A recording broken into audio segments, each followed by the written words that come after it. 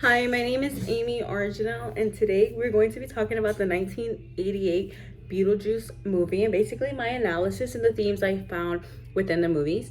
So, before I get started, I want to kind of go into what Beetlejuice is about. I feel like that's a great way to kind of see how I related my themes with the way I decided to summarize the movie. So, if I'm looking up here, it's because my computer and my essay are up here. So, yes, I'm so sorry about that. But Beetlejuice is described as a quirky and dark comedy. It's directed by Tim Burton and it was released in 1988. The movie follows a recently deceased couple. It's going to be Barbara and Adam Milton. They found themselves trapped haunting their own home. Soon after, a new family moves in and begins to renovate the house. The Miltons tried endlessly to scare them away, but it just didn't work. They failed. They were so desperate for help that they turned to Beetlejuice himself. We'll get a little bit more into who Beetlejuice is, to help get rid of the Deezits with an exchange of an opportunity to cause chaos. So Beetlejuice told them, I'll help you, but you guys gotta help me too. And all Beetlejuice wanted was to cause chaos, in my opinion. But like in a good Burton style movie, I've watched a lot of his movies. This was actually my first time watching Beetlejuice, and it was so good actually. But like with like Burton's movie style, it all spiraled out of control, and Beetlejuice basically proves that he's more trouble than what he's worth in the movie.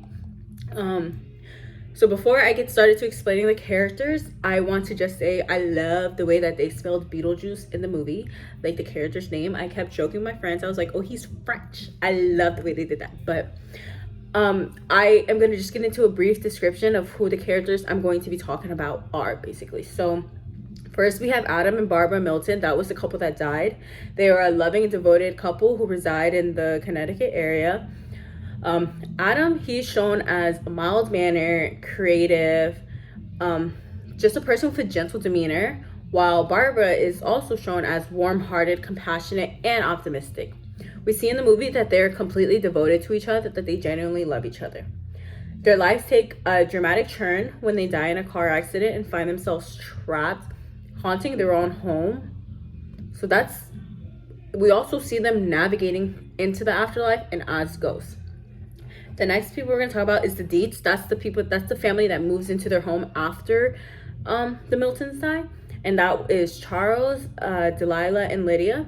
So Charles is eccentric. He's like somewhat oblivious. He's like a real estate developer, and he moved his family from New York to Winter River, Connecticut. He purchased the Miltons' old home, and we'll find out why later. But Charles is portrayed as ambitious, but often preoccupied with his work. We also see him that he neglects the needs of his and concerns of his family because he's so preoccupied with his work. Next, we have Delilah Deet. She's also eccentric, but she's very outspoken. She's a successful artist with a flamboyant personality. But we see Delia in the movie as self-absorbed and oblivious to the concerns of others, mainly with like her stepdaughter Lydia. Delia also sees the move to Winter River as an opportunity to renovate the Maitland's old home and turn it into modern art. Lastly, we have Lydia. She's the teenage daughter of Charles and his first wife, and then the stepdaughter to Delia. Lydia is shown as moody and soul-searching. She's a teenager. She's fascinating with death. We see her as sensitive and intelligent, often feeling like an outsider to her own family. And we also see that Lydia is the first person in the Deets family to, encounter the Miltons and actually create a bond with them. Then we have Beetlejuice. He himself is charismatic. He's very eccentric. He's a ghost. He needs chaos in his life. He's mischief. He's shown like fast talking and really a manipulative trickster. We also see that he finds delight in causing mayhem and disruption. He's just wild and unpredictable, and he truly, to me, is the comedy of the movie. He's the comedic relief of the movie.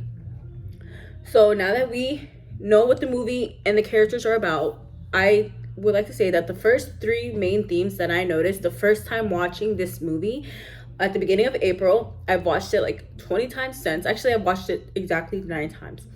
But the first three themes that I seen that like just right off the bat hit were death and afterlife, identity and self-discovery, and redemption and second chances. So with death and afterlife, basically, I'm gonna describe what each theme is. So death and afterlife is basically death and afterlife explored in the fundamental questions and mysteries surrounding morality and what happens after death. Identity and self-discovery is usually when characters go on a journey and seek to understand themselves or define their identities or just like a place in the world. And the last one is redemption and second chances. This theme explores the possibility of renewal and forgiveness and personal transformation after wrongdoings or failures. So with the first theme, afterlife, and watching the movie, I did notice the theme of the movie is afterlife. We are talking about, we just watched an hour-and-a-half movie about ghosts coming to terms with them being dead. That is the definition of a movie being about afterlife, in my opinion. So we see this movie explores the ideas of what could happen when a person dies and like how the afterlife is. We see them interacting with humans, and we see them also interacting with ghosts and other things. The cutest and most adorable part of the movie that I noticed was the afterlife waiting room. Never in my mind did I think that could be a thing, but basically I just loved seeing all of the ghosts and the other things. I don't like to call them things, but they don't look like humans that have died, and the way that they were waiting for their ticket, they were waiting for their number to be called, and they have caseworkers like Juno, who I loved. I feel like this scene provided an insight into someone's version of what they believe the afterlife is like. Just like the handbook for what was it called? The handbook for the recently deceased. Adam and Barbara discovered that book, and it's supposed to provide guidance for navigating the afterlife. I feel like the book serves for a practical tool for understanding the rules and the customs of the afterlife, and it plays a big role in the characters' attempt to come to terms with their ghost existence. I also seen that the movie talked about afterlife a lot with Beetlejuice. Beetlejuice is a supernatural being. He is a ghost. He is an entity with powers beyond those of normal characters. As Adam and Barbara, such as Adam and Barbara, his existence alone is a way, underscores the film of it being on afterlife. Just because he's in the film, it is a theme is afterlife. We also see that Beetlejuice knows a lot about the afterlife. He has a true knowledge for it, and he knows the supernatural phenomenons and the rules and the customs. I believe that because Beetlejuice is so familiar with the afterlife, it adds so much more depth to how the film is exploring the afterlife theme. And the last one for this afterlife category that I feel really, puts the nail in the coffin is Lydia's fascination with death.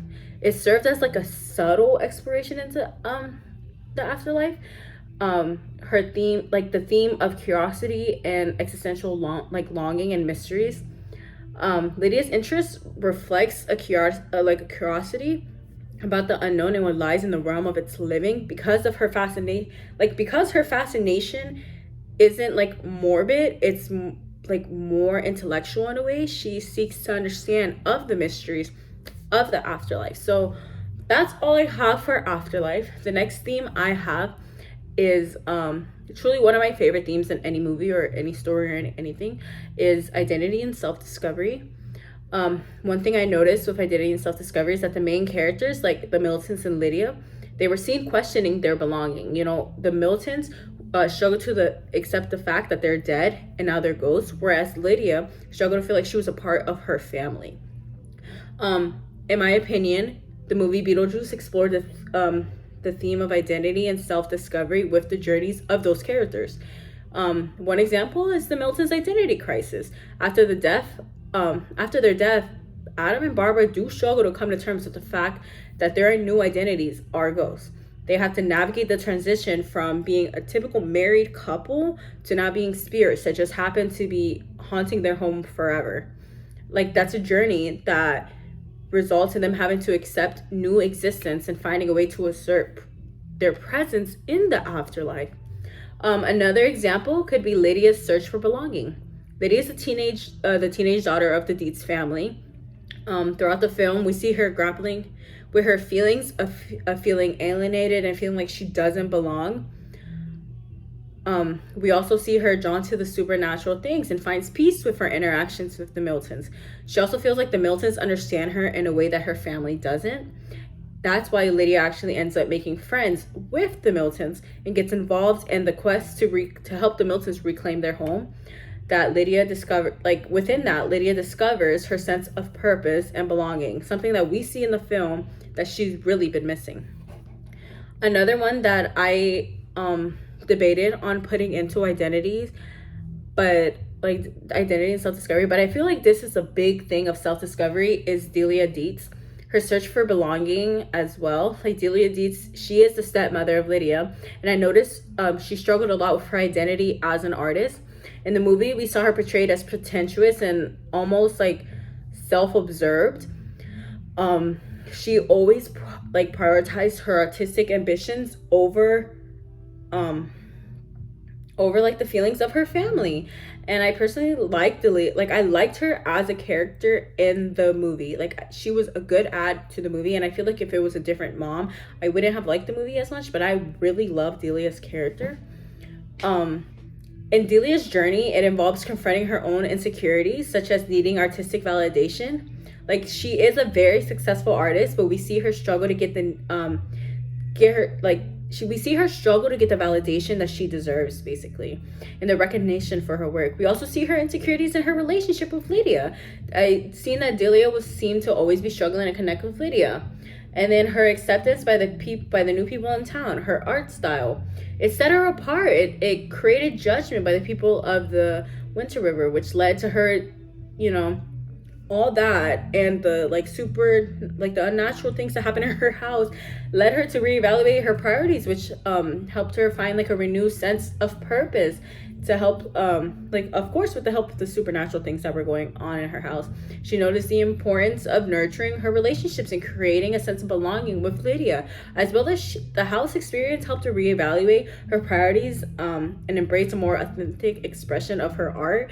At the end of the movie, we see her with her new piece of art, and it's like a ghost, like a little scary thing, and she was truly happy with that art. Another one that I noticed was with Charles Dietz. This is another identity and self-discovery. He's shown as almost as if he's having a midlife crisis. Charles is the father, and he undergoes a midlife crisis, questioning his identity and fulfillment. He's shown in the movie as a businessman who unfortunately becomes unhappy with his career and wants to seek a fresh start by moving his family to a new town, the house that used to belong to Adam and Barbara. I noticed that Charles' journey involved rediscovering his passions. Like, Charles realizes the value of his family and the importance of his presence for being there. He recognized that his wife Delia and his daughter Lydia need his support, understanding, and especially in the face of all the chaotic events surrounding them, Charles rediscovers his passion for his family, and it's evident that the actions he stands by, and he works together with them he works with his family to face all those challenges.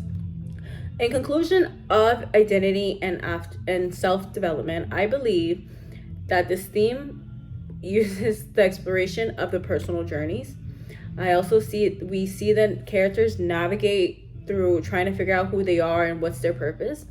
Burton, through this theme, kind of gave his viewer a way to see growth within the characters, as well as seeing a sense of purpose for their acceptance with each other. I think that gave the movie such a personal touch, but that's just how I feel. I feel like I could relate to Lydia when I was 15 years old and very moody. I really like the identity and self-discovery in this movie with all of the characters. I think it was amazing. My last theme is redemption and second chances. This to me was the most wholesome theme in the movie. Tim Burton incorporated a lot of themes in this movie. He sure did. But redemption and second chances, he really made it really good with the character arcs, like the character arches and interactions. Like I think he did very good with this one. So I was first going to talk about Beetlejuice, but I don't think he belongs in this category just yet. But we do see the redemption and second chances in the Miltons' attempt to reclaim their home. Adam and Barbara embark on this quest to reclaim their home with the doing of that they want to see, like with the purpose that they want to have a they just want to live perfectly in the afterlife, which would free the intrusion of living. So basically, the Miltons try haunting the Dietz family, or at least trying at first to scare them away by trying to create an eerie and unsettling experiences. Then they somehow manifest the spectral beings, and I actually didn't know what this word meant, so I had to Google it up. I actually had to Google the whole scene to see, like, how do you even sum this scene up, the dinner scene? And basically, spectral beings is a term used to refer to entities or creatures that are associated or composed with the spirits or ghosts. Anyways, they manifested spectral beings utilizing their ghost abilities to create illusions and disturbances that didn't work at the end. The Miltons' attempts to reclaim their home involve haunting, manipulation, seeking assistance from supernatural beings, and forming assistance. I put this in the second chance because I feel like that could have really been like their okay, I'm done moment. Like, we give up, whatever happens moments. But they never gave up, and they ended up living a very peaceful life at the end of the movie. I feel like they were so happy in their lives. Another example that I think is like the most wholesome and the cutest example that I could possibly ever name was the redemption that Charles and Delia had, their reconciliation. The family, the movie initially starts off prioritizing their own needs above their own well-being of the family. We see it with Delia's art career. Although I do love a businesswoman, she focuses much of her time and energy on her artistic projects rather than her own family relationships. And in Charles' case, he's portrayed as a workaholic, a real estate developer who primarily wants to focus on advancing his career and achieving financial success. I mean, the reason why he bought the Miltons' home was because he's seen it as a way to further his business interests. However, for both of them, by the end of the movie, they managed to see the importance of family and they mend the relationship.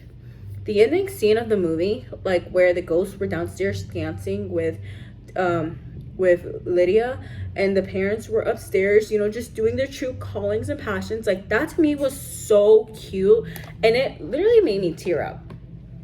So the one that I feel like I don't want to add into this category, but in a way he did get a second chance, was Beetlejuice. He had a quest for freedom. Beetlejuice he was trapped in the afterlife waiting room. He was seeking to escape to regain his freedom, and he was trying to do that by manipulating the living and the dead. We see him manipulating the Dietz. He helps the Miltons try to reclaim their home by using his bioexorcist and trying to scare them away, as well as he uses his power and knowledge to create the chaos and honestly terrifying situations such as possessing Delia and forcing her to dance throughout the film. We also see him as destructive and self-serving. We see him manipulating the dead. That would be Adam and Barbara. In my opinion, he was using them as a way to achieve his own needs, like when he tricks them into summoning him by pretending to be someone that can help them. Beetlejuice deceives the Miltons with false promises, attempting to exploit their vulnerabilities and fears, only to further his own agenda. While I don't believe Beetlejuice is the greatest example of redemption and second chances, I put him in this category because at the end of the movie, we see him put back into the waiting room, the afterlife waiting room. And that to me seems like a second chance. I don't know, call me crazy, but I feel like that seems like a second chance. I actually really enjoyed watching this movie, and I don't think I would have ever watched it. Well, just like everything else in this class, like all the readings I've done, I very much enjoyed them, and I'm very thankful I got the chance to read this and to I have a new way to watch movies and shows now. I look at themes now. That's like the first thing I've been doing, and even reading my normal books, I look for themes now. I truly believe that the Beetlejuice themes were death and afterlife. What was it? Death and afterlife. Like, I truly believe that the themes were death and afterlife, identity and self discovery, and redemption and second chances. I really loved how this film was made, and I loved the analysis that I was able to do with them. Thank you.